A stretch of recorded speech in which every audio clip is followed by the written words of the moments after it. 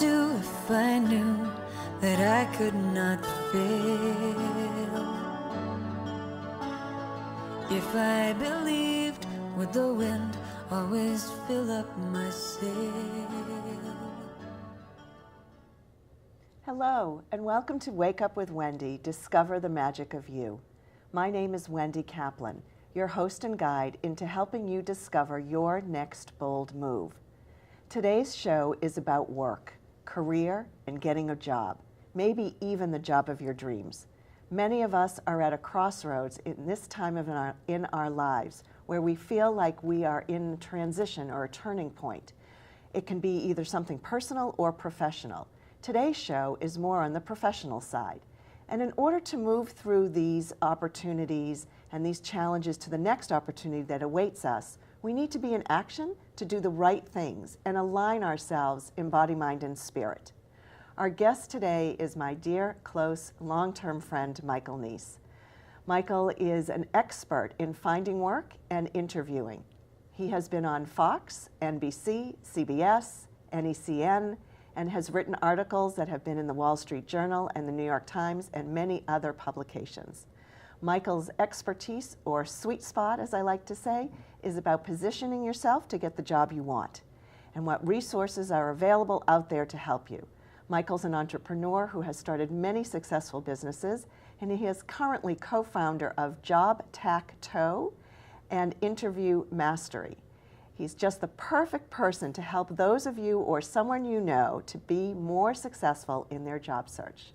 I'm really excited to have Michael on our show today because he rocks, as he has so much valuable information that you won't want to miss a word of it. So, welcome, dude. Wow. I hope I can live up to that. Wow. It's all good. Thanks. So, Wow. why don't you start by just telling us a little bit about yourself so people have a sense of who you are and what you bring to the table. Okay. Blah, blah, blah. When people ask me, I say I'm a serial entrepreneur, but not in the, not like Cuckoo for Cocoa Puffs or Killer kind. or Kellogg's kind of cereal. It just means that life has forced me to keep starting companies. So I think I'm up to 6 so far, which means I've failed quite a few times. And usually you figure out, okay, what starts to work. And so now I have actually 3 things I'm working on, but the 2 that you mentioned, InterviewMastery.com and JobTacto.com, are the ones that are keeping me busy. Yeah. And entrepreneurship kind of found me. And I remember, you say, oh, the guy's been on TV, and I'm like, big deal. But I still remember the last corporate job I had at Hewlett Packard. I was the director of staffing. They hired me, and they had to get some big time approval because it was difficult times. And they said, okay, now come on as a contractor. In a few months we'll get the permanent rec approved. And they didn't know it, but they were lying. Because 3 months later they laid me off, and I walked out. It was July 1st.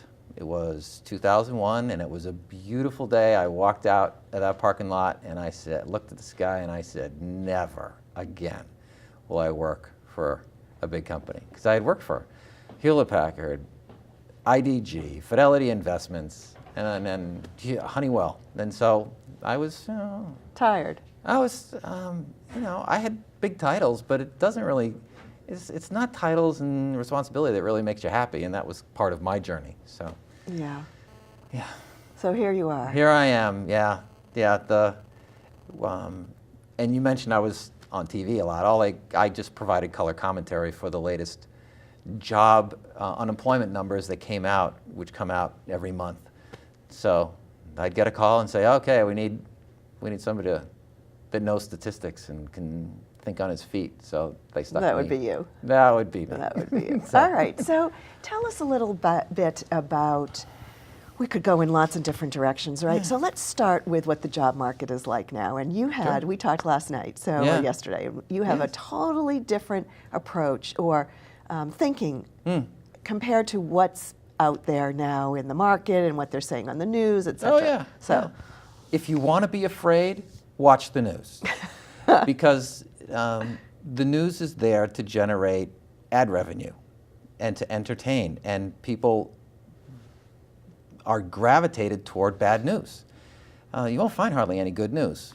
For example, today was announced that the initial unemployment claims, which means the people applying for unemployment for the first time. So it comes out every week. And this week, it has been lower. I mean, it's the lowest rate since before the recession started. You'd think that'd be all over the news. Well, you know, I heard it just once. And I get an email alert on my phone. It just tells me what the number of people that applied for work. And then you can project what the unemployment's going to do. And so it's getting a whole lot better. Is the point. Yes, I can give you all kinds of statistics, but it doesn't matter. You know, it only matters for each individual. It only matters what their what their micro job market they're experiencing matters. So I know personally a lot of people who are out of work. A lot of people, our guest last month, Leslie Maycumber, she's just like a perfect example. She's been a software engineer for years. Her company had a layoff. She was part of the layoff. Lots of companies, especially in New England, have gone, you know, and have reined in their expenses, and a lot of people are out of work. And so not only that, but compounded by sort of I would say the age that people are. So people in their 40s and 50s, some people I know are saying, well, maybe it's too late for me to go back in, or I'm not sure what I want to do. I don't know. So yeah. What do you want to say so about that? Well, the challenge is figuring out what do I want to be next. Right. And oftentimes when you're in your 40s and your 50s, and I will say I'm one of those. Well into, I'm 14th anniversary of my 39th birthday. And until you figure out what kind of work makes you happy, you're going to be miserable. And most people just struggle along thinking they're going to be miserable. But when you're in a transition, it gives you pause and gives you, it actually forces you to say, well, what is it I want to do? Only if you're thinking in that way versus just being at home and just saying, well, I looked today, or there's nothing out there, or I went on the job boards and I didn't find anything. Yeah. The hardest road to finding a job is going on a job board. That's the hardest, most painful, most depressing way to go. And you would say not to do that. You could do that, but that should be just a small fraction of what you do. You should spend your time figuring out, all right, well, first you look at, well, is geography most important to me, or is the type of work I do? And it's, for most people, it's a combination. So you say, okay, geography is really important, and I want to work for these types of companies. And so go online or go to the library and tell the librarian, because they're happy to help you. Here's and basically make a target of, here's 20 or 30 companies I want to work for. Yep. And then, again, you can go on the internet or ask your friends and family, who do you know, to try and get some introductions. You're trying to create your own little job market, but that's actually much more significant probability of you finding work than it is going through a job board. Because the job board, you said, I'm going to go through the computer, which is the job board, and then it's going to lead me to another computer called an applicant tracking system, which is the wall that corporations put up to kind of stop the flood of resumes that come in. So if you come in a different way. It reminds me a little bit of the olden days where the majority of people who are out of work thought the way to look for a job was to read the local newspaper. And look in the area that had job listings, and that would be the primary way that they spent their time looking for jobs, and they thought if they did that, they'd be good to go. Yeah. But that was like the worst way to get a job. Yeah, that's the worst way. And I can't argue with anybody who says the job market's lousy, because it is lousy. But it's not as lousy as it's ever been. I mean, you go back, it's like every 10 years and 9 months we have a down economy, but it's been economies where it was much worse, and we had much fewer resources at our fingertips. We could sit on our computer and use LinkedIn to see who we know at companies. We can go to onecareerstop.com. One Career Stop. And you can research occupations, and it'll tell you, and it's actually a government, it's the Department of Labor, and it's mind-boggling how much research is there. You can research types of jobs, and you can look at, here's a typical job description, here's the requirements, here's the typical salary ranges by geography. You can get really specific about researching jobs. And it's all free. Yeah, you just have to know it's there. Yeah. Wow, that's great. Yeah. So what were we talking about before? Well, let's talk about perception versus reality. Sure. Or personal perception. Personal perception is, things are terrible, nobody's hiring, why should I even bother? So if you have a mindset, you're kind of programming your subconscious, and then you manifest behaviors on like automatically unconsciously that kind of make that come true. So you have to be really careful about what you Think. and what you assume. And I'm not just, I've been laid off before. I've been out of work for a year and a half and had huge expenses to pay and almost lost my house. So I'm not just, the fairy godfather thinking, oh, he's never had a hard time. No, I've had it hard. And so it's a lesson I learned the hard way, like a lot of people do. Yeah. So I remember I would go to the grocery store, and the woman at the checkout, it was the local grocery store, and she said, how are you today? And I go, I'm not too good. And I would tell everybody, I'm not too good. And so I became not too good.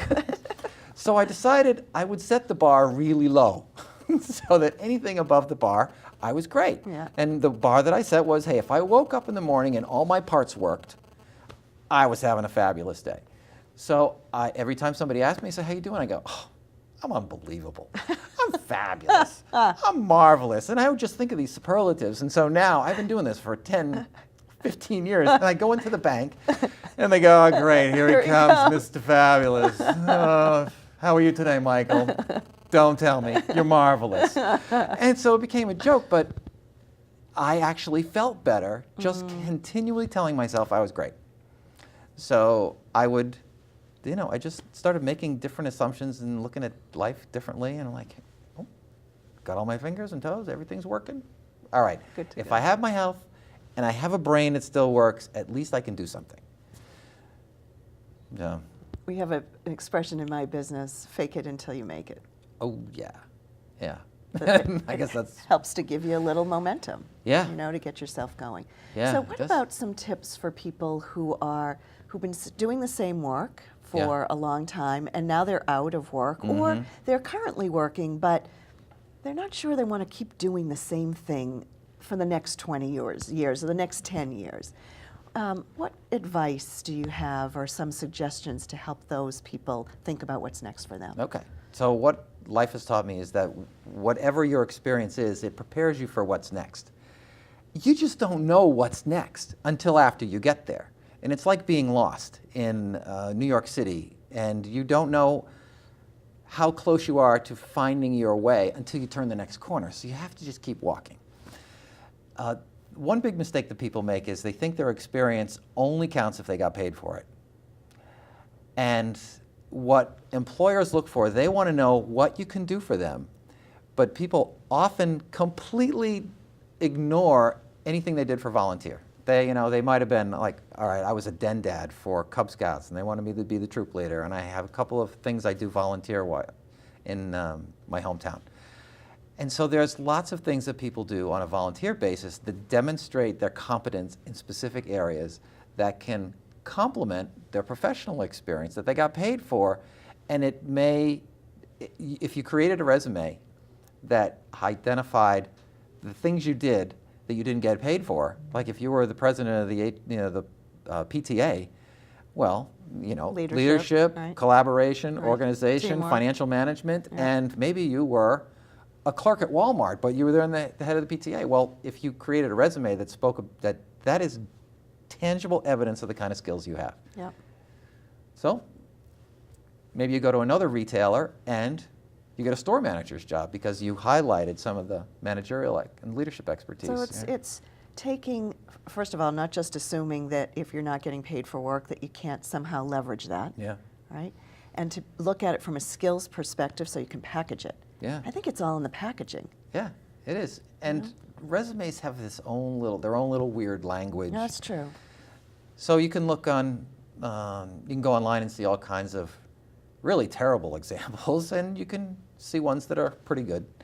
But they all have a certain way of describing And how would experience. you know if you were someone who, my from my seat, I think everybody needs to fix their resume because resumes out there are not that great. So are there any really that you think are really good resources for people? Well, if you want to have somebody else write your resume, so we'll start There. high cost and then we'll go to low cost. So if the highest cost is if you have somebody else write it for you. Right. And there's a site called e-resume.net. So e-resume. Is that one of your businesses? No, it's not one of my businesses. This is actually, they're in Atlanta. They have 40 resume writers on staff. Really? Yeah. Say it again. No, e-resume.net. Great. Yeah. Yeah, Chandra Fox, not of Fox News, but Chandra Fox is one of the founders. And they have resume writers they have different industry expertise and things like that. And so it can range anywhere from, $100 to $400 or $500. But you have a pretty good resume. Yep. Then one of the companies that I started, you could go to pongoresume.com. Want to spell and, Pongo? Yeah, Pongo resume.com. It's Pongo's the daddy dog in 101 Dalmatians. All right. Yeah. And what we did Which there is related to resumes. we were trying to figure out what we're going to call this thing. And there you go. yeah. Somebody watched the movie with their kids. That's exactly right. One of the founders' children says, "Hey, Dad, why'd you call it Pongo?" There you go. Maybe we will. So what we tried to do is take the expertise of a resume writer and instantiate it in software that would guide you to creating your resume. So it has little sentence generators and Perfect. all different kinds of layouts.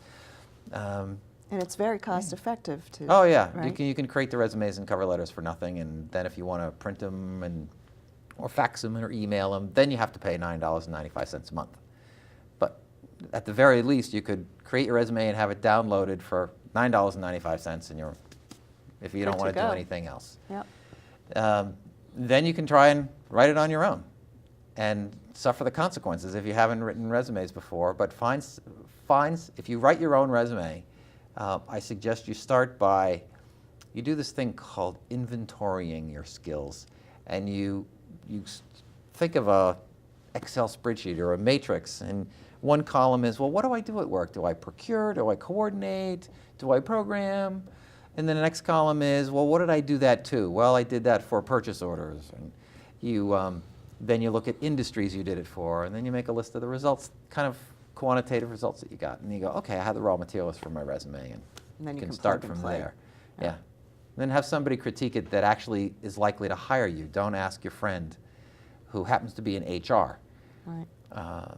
Some of them are good, but they're not the person that's going to hire you unless you have a job in HR. Right. So, Good. sorry, I was talking a lot. I never bothered you before. It was good. Well, I'm tracking sort of where we are. So Okay. what we were talking about, people who are looking to transition from something else, and what you're suggesting is start with inventorying your skills and having a resume and sort of putting together your package. We've been calling it, I think, rebranding yourself. Oh, yeah, everybody talks about branding. It's Branding. like, who knows what that is? Sort of the new thing. Well, putting your package together in a way that represents what you're heading towards, not what you've done in the past. Yes. And it's hard for people, I think, who have been doing the same thing for so many years. A lot of people say, my husband's an example, that he loves his job, but I think if something else cool came along, I think he'd be intrigued to do something different for a change. But how to actually shift gears, to do something totally different where you don't have any experience can be scary. Oh, it can be scary, but it's And a lots of metaphor fun. for life, because the thing that nothing stays the same. The only thing that stays the same is Not gonna when say it's death- dead. death and When you're taxes, dead, right. then you don't change. But even the position of the stars don't change. I mean, they change. So when people say, "Oh, I'm afraid of change," like, what are you talking about? Your body's different than it was 20 minutes ago. Everything about life is everything's in motion. Right. And if you're not in motion, you're probably not happy. So, Okay. anyway, that was a little Well, that's spiritual, a little little journey. spiritual journey, because people like to talk to me because I know facts and I know techniques, but I'm really a spiritual guy underneath it all. A little soft heart. Oh yes, my son who's 27. I can't even believe I have a kid who's 27. He affectionately calls me a heart chakra slut. Okay, I think Because I'm like, he said, I just, you want to get to me? I was like, oh, it always over your gets me mic. right here. Yeah.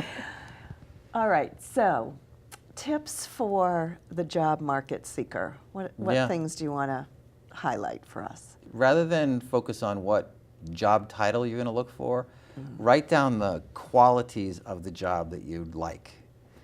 And if you start there, then you have a frame of reference of, hey, these are the kinds of things that I like to do or that are really natural for me. Like give a couple examples. Well, if you are a software engineer and you went in, let's say you got a degree in history and you ended up being a software engineer, and but when you volunteer, you tend to rise toward leadership positions. You tend to be the recording secretary or the treasurer for the PTA, the Parent Teachers Association. And maybe you volunteer in schools. So, and you look to the things that you seek out to do for nothing, that may be a pretty big clue as to the things that you really like to do. That's true, because otherwise, why would you be doing them for nothing? Why would you be doing them for nothing? Yeah, and you work really hard at getting paid for not doing it for That's nothing. interesting. And look at the skills that you have proven when you're volunteering. And it could be, That's good. yeah. So, and if you're out of work, or even if you're slightly dissatisfied, it's great to do something that you love Yeah. as a side thing, Yeah. so that you get to feel more fulfilled in some ways. Yeah. Although I love my work, but I started volunteering at the local hospital. So I do Oh. that one day a week, and I've been doing that for 8-9 years now. Really? Yeah. I sing in a local choir because, as my father says, do you have a good voice, honey? I said, I don't have that great a voice, Daddy, but I really have I make up for it in passion. So I sing in a choir that has 200 other singers, so I don't get noticed all that much. And I do these things because I really love them, Wow. in addition to my day job. Wow. So maybe, not that I'm switching my day job, but maybe there's something, if I were someone who was looking for what's next, I could take those skills in volunteering from the hospital. I'm not sure I'd want to be singing anywhere, but there you go. Yeah. Yeah. And here you are. And here- You're hosting a TV show. There you go. So then you could segment those things. Say, well, what would this look like? What are the skills that I'm demonstrating here? And then you can say, okay, what kind of jobs does that? Turn into What does that or look lead like? to, yeah. Yeah. There you go. Yeah. How are we doing for time? We've got about 5 more minutes. Oh, great. We have a lot to talk about. What do you want to talk about? Oh, I remember when I was on the Mike and Juliet show, and Okay, they, I don't know the Mike and Juliet. Am I like the only one who It's doesn't know like, the Mike and Juliet show? Regis and Kathy. Kelly. Kelly? Yes, Yeah, it used to be I was going to Kathy, say right? Regis and Kathy Lee. but She left, and now it's oh, Kelly. that shows how old I am. It wasn't all that long. But it's so what the segment was is how to find your dream job. And so they had a woman there she was a receptionist in a dentist's office, and she was miserable. But what she wanted to be was a stylist, help people, women specifically, dress, with the accessories. And she would, her friends were always asking her to come along with them when they were shopping. And so I use Monica. I think her name was Monica. And so she was like, oh, I really want to be a stylist. And she had just finished saying how she had helped, you can't even count how many friends that she had helped step up their wardrobe. And so when Mike of Mike and Juliet says, so Mike Nees, well, what do you got for advice for Monica? How's she going to become a stylist? I said, girlfriend, you're already a stylist. You just don't own it yet. Because there she was doing it for nothing. Right, her friends. She was volunteering. Right. And she loved it. I said, all you got to do is start to do before and after, maybe write a little blog of your little wisdoms. I said, and start to create your own, start to have tangible evidence of the kinds of things that you've done while you're volunteering. So when somebody says, hey, I want to hire a stylist, do you have some examples of your work? Bingo, you got a portfolio. That's because you're already doing it. Yeah. Yeah. That's great. That's how my mother started her clothing business. So years ago, my father says, you got to have something to do, honey. You need something to keep you a little busier. Yeah. And so my mother says, well, I don't know. I've been at home taking care of the kids. I don't have any idea. And my dad says, you love clothes. Why don't you do something with clothes? My mother's eyes sort of lit up. And so she opened her own women's clothing boutique, which she Really? had for many, many years, and it was really successful. And she loved it, and she got her clothes wholesale, and so did I, and it was a really good thing. Wow. So you can really turn anything into, I think the key is whether you can make money at it. You know, sometimes our passions are things that we can't make as much money as we need to, so we need to have a day job. Yeah. And then do something that we feel passionate about. I'm not sure that if I went to work in a hospital, just as an example, that I would make the kind of money that I need to pay my mortgage, just as an Yeah, example. but you could be a singer-songwriter. I doubt it. In my next life, maybe. So in the next minute that we have left, is there something in particular that you want to leave our viewers with? Question how you look at the world, because several people in my life have taught me that there's some principles at work in the world that what you think about eventually manifests around you. And you know, it's not just the positive mental attitude and having a goal, but those are evidence of that. What you think about becomes the condition of your life. So when I was miserable, I used to have an expression that I says, you know, I'm surrounded by abundance, I'm open for more abundance, and the universe gives me more abundance. And I was very specific about it. I want more health, I want more of this and more of that. And every morning I just opened up the kitchen cabinet and looked at it, and so I tried to condition myself, okay, I'm surrounded by abundance. And then I'm like, wow, it started to show up. So there's a website, www.tut.com, T-U-T.com. Have you heard Mike of that? Dooley. Mike Dooley. Oh yeah, he's coming to town. I heard that. Oh yeah, I'll be there. Thoughts become things, Things, is what yes. he says. So I think that's a perfect ending for us today, and to leave people with, and to know that what they hear on the news is not the reality for the job market. It's not reality. And to not get snagged by it so that it paralyzes you. Oh yeah, you can pretty much guarantee if you stop reading the newspaper and stop watching the TV, You'll be good to go. You will feel better. Yeah, no question. So I'm so grateful that Michael was here today, that you had a chance to hear his story and his tips and advice. I'm hoping that he gave some of you inspiration, or maybe for someone that you know, and ignited you into some sort of action to help you with your job search. Thank you for joining us today. In addition to the resources that Michael shared with us, let's see if I can remember, eresume.net, onecareerstop.com, Or .org. or org, we're not sure which. Yeah. In addition to those resources, and pongoresume.com. Yeah. You can also go online to our website to join our community, especially if you're a woman who's in transition time in her life, for some free support and inspiration. And our website is themagicparties.com.